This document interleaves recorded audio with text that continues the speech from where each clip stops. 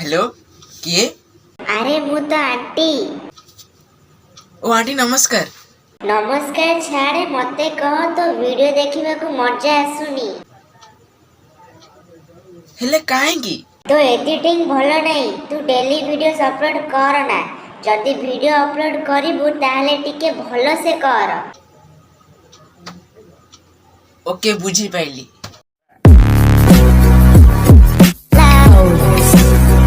तो आपण मैंने देखिले आ शुणिले कि मो आंटी कहते कि मो वीडियो ताको देखा पसंद होनी, माने ताको भल लगुनि मो वीडियोस देखा।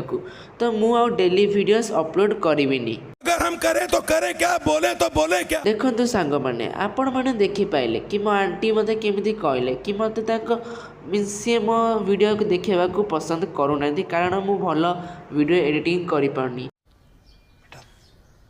तुमसे ना हो पाएगा। मु जदि डेली वीडियोस अपलोड करुँची ताहले मते भल भल कंटेंट बाछिबा को पड़ुथाए।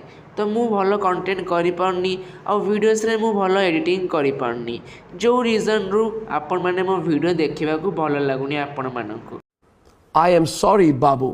तो मु प्लान करछि कि मु डेली वीडियोस अपलोड करिविनी, किंतु मु रैंडमली दिन चूज करिकी डे गोटे चूज करिकी वीडियो अपलोड करिवि। जो वीडियो को आपण माने देखिले आपण मानकु बहुत ही बढ़िया लागिबो आ मजा भी आसीबो।